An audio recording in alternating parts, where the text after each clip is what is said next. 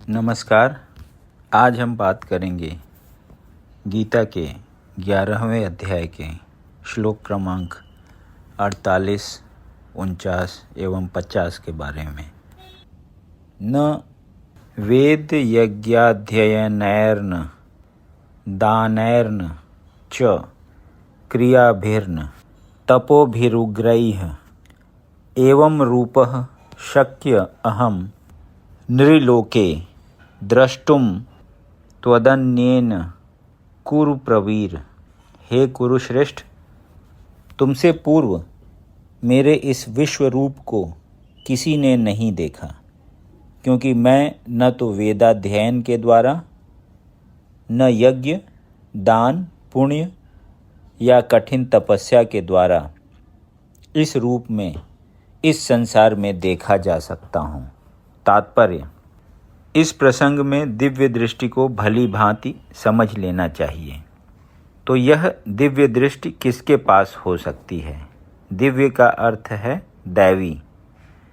जब तक कोई देवता के रूप में दिव्यता प्राप्त नहीं कर लेता, तब तक उसे दिव्य दृष्टि प्राप्त नहीं हो सकती। और देवता कौन है?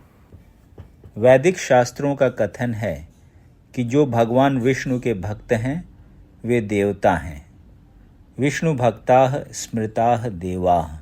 जो नास्तिक हैं, अर्थात जो विष्णु में विश्वास नहीं करते या जो विष्णु के निर्विशेष अंश को परमेश्वर मानते हैं, उन्हें यह दिव्य दृष्टि नहीं प्राप्त हो सकती।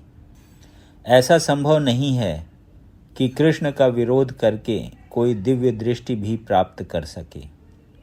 दिव्य बने बिना दिव्य दृष्टि प्राप्त नहीं की जा सकती। दूसरे शब्दों में, जिन्हें दिव्य दृष्टि प्राप्त है वे भी अर्जुन की ही तरह विश्व रूप देख सकते हैं।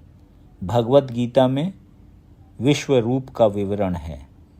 यद्यपि अर्जुन के पूर्व यह विवरण अज्ञात था, किंतु इस घटना के बाद अब विश्व रूप का कुछ अनुमान लगाया जा सकता है।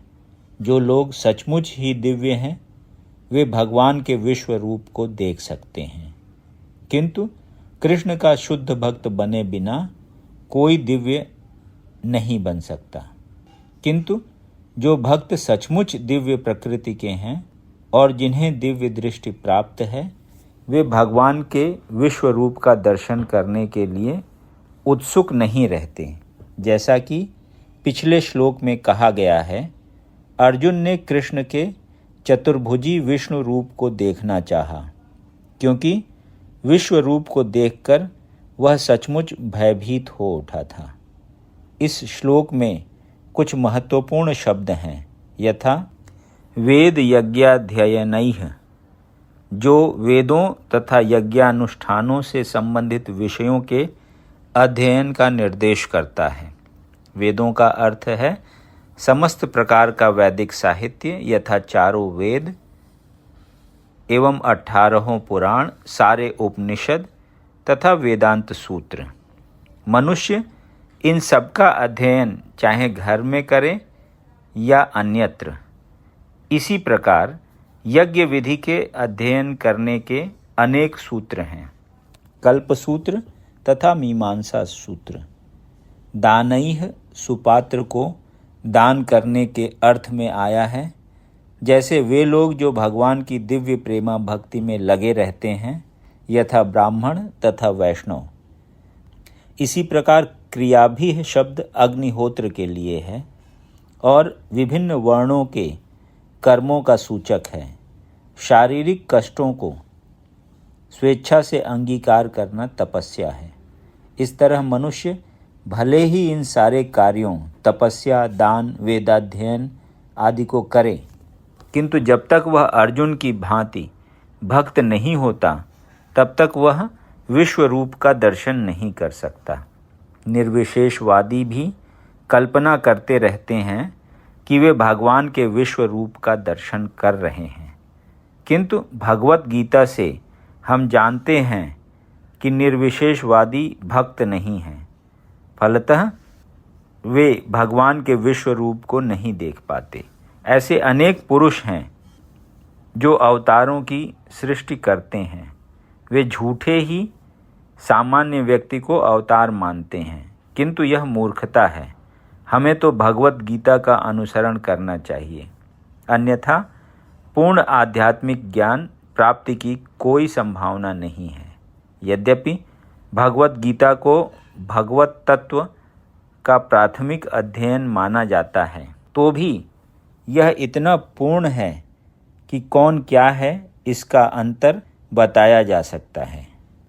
छद्म अवतार के समर्थक यह कह सकते हैं कि उन्होंने भी ईश्वर के दिव्य अवतार विश्व रूप को देखा है, किंतु यह स्वीकार्य नहीं, क्योंकि यहाँ पर यह स्पष्ट उल्लेख हुआ है कि कृष्ण का भक्त बने बिना ईश्वर के विश्व रूप को नहीं देखा जा सकता।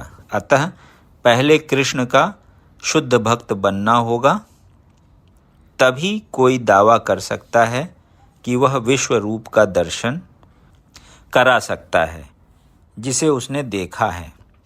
कृष्ण का भक्त कभी भी छद्म अवतारों को या इनके अनुयायियों को मान्यता नहीं देता। माँ ते व्यथा माँ च विमूढ़ भावो दृष्ट्वा रूपम घोरमीदृङ्गममेदं व्यपेतभीः प्रीतमनाः पुनस्त्वं तदेव मे रूपमिदं प्रपश्य। तुम मेरे इस भयानक रूप को देखकर अत्यंत विचलित एवं मोहित हो गए हो। अब इसे समाप्त करता हूँ। हे मेरे भक्त, तुम समस्त चिंताओं से पुनः मुक्त हो जाओ।